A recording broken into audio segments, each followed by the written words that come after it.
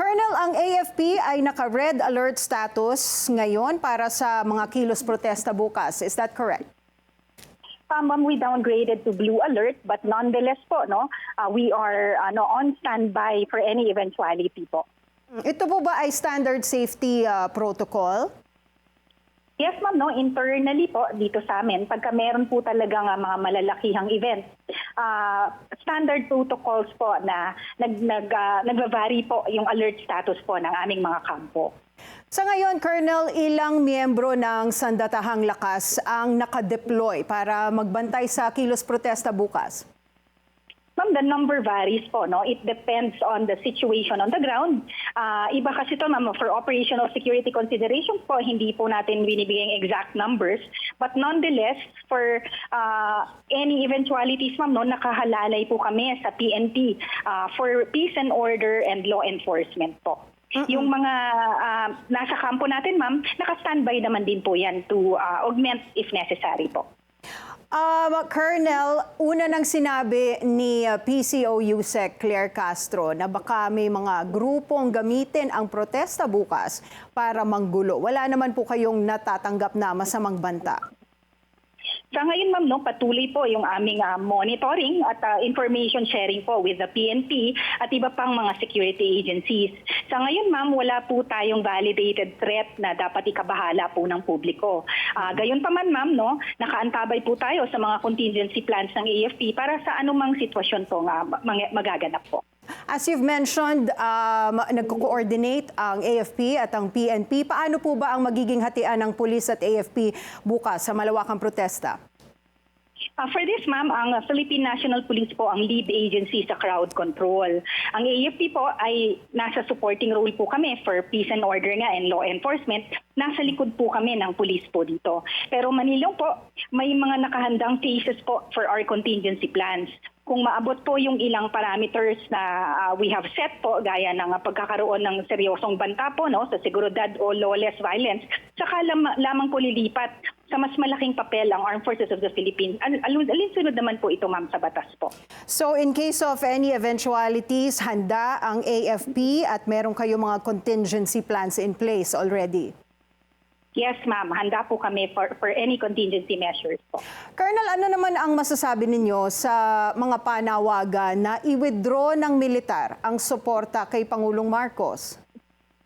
Ma'am, ang Armed Forces of the Philippines po, malinaw po ang aming mandato.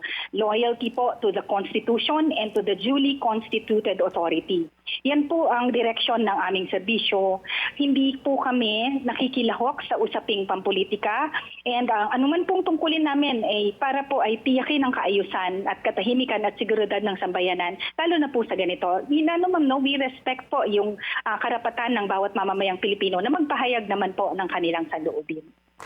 Kahapon, Colonel, nag-courtesy call ang Association of General and Flag Officers or AGFO sa Malacanang. Ano po ba ang mga napag-usapan?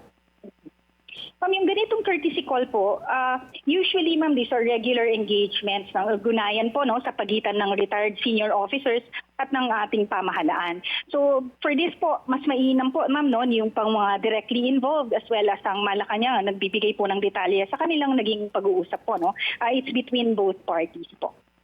So nagkataon lang, Colonel, na yung courtesy call ng AGFO kahapon ay nangyari bago ang protesta bukas?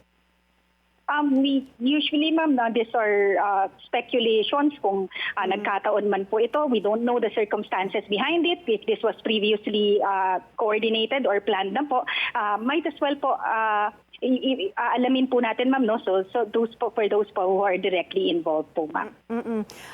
Colonel, meron din mga nagsasabi na ang pag-issue ninyo ng red alert status ay may kaugnayan sa nakanselang pag-alis ni Pangulong Marcos Jr. papunta sana ng New York on September 22 for the United Nations Assembly.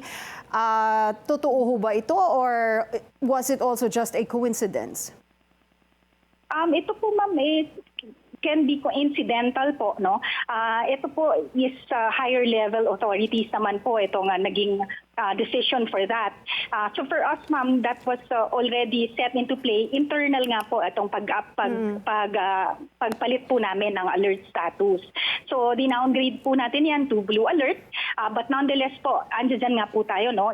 Pinapaalam po namin sa publiko na ang Armed Forces of the Philippines po will be ready for any eventualities po. Lastly, Colonel, bukas September 21st ay 53rd anniversary din ng martial law na idineklara ni dating Pangulong Marcos. Meron pa po ba kayong ibang activities para dito? Normally, ma'am, we support po, no, as long as the AFP po is invited or part of any activities. Andiyan po tayo to augment or to support po. Sa ngayon po, wala po tayong nakatakdang aktibidad po sa AFP, no, kaugnay po sa anibersaryo ng martial law. Ang focus po natin ay ang aming kasalukuyang mandato po. Ang magbigay po ng seguridad at tiyakin po ang katahimikan at manatiling tapat po sa Constitution at sa duly constituted authority. All right, maraming salamat sa inyong oras. AFP spokesperson Colonel Frances Margaret Padilla. Thank you, ma'am, and magandang gabi po.